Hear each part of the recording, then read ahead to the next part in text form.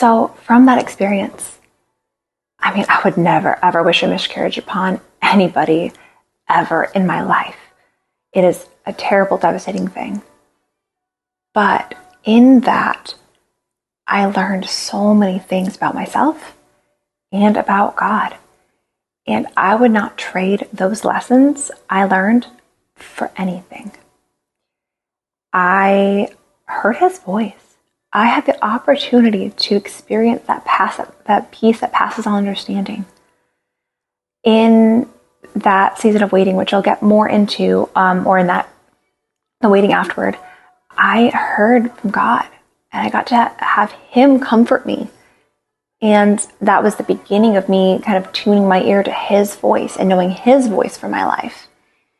And I learned that miscarriage, sometimes it's God being merciful, or it's not a diet or lifestyle thing or things like that all the time, which before going through it myself, I would never have blamed somebody for miscarriage. But I would have potentially thought, like, okay, like, let's look at your diet, let's look at lifestyle, let's look at some of these things. Some of these things can be factors for you. I did think that there could be other things there. And sometimes there is, but sometimes it's just, for me, I genuinely believe God being merciful and took the little one home. That little one wasn't forming.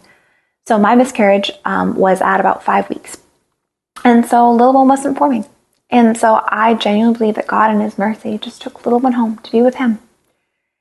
And so I learned just about miscarriages. I learned about pride, my own pride, and just how I was like, oh, I'm going to get pregnant again next month, like a month after that. Like, I'm so healthy, like I got this.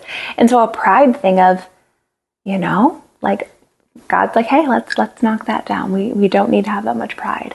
And so I learned about my own pride. I learned about being compassionate to others in miscarriage. I learned in that season of waiting and clinging and leaning into God. And so those lessons in hearing God's voice and leaning in, those are things I would never trade for the world.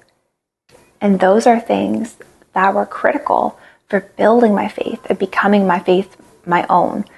Because that experience was one of the first times that I ever had to really deeply lean into God in my life. And I wouldn't trade it, Those are the things that have set me up for who I'm now today, and where actively every day I am listening for God. I am looking for God in the big, in the little, in the mundane, and everything.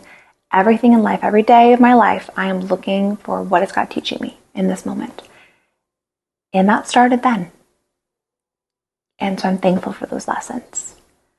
It doesn't take with a hardship. And I know some of you listening, you've gone through miscarriage and you've gone through those things, and my heart breaks for you. I'm so sorry. I know. I've been there. And sometimes there's not words that can take that away. But know that I'm sitting with you and sitting next to you in that, and my arms are around you. And know that God is there too.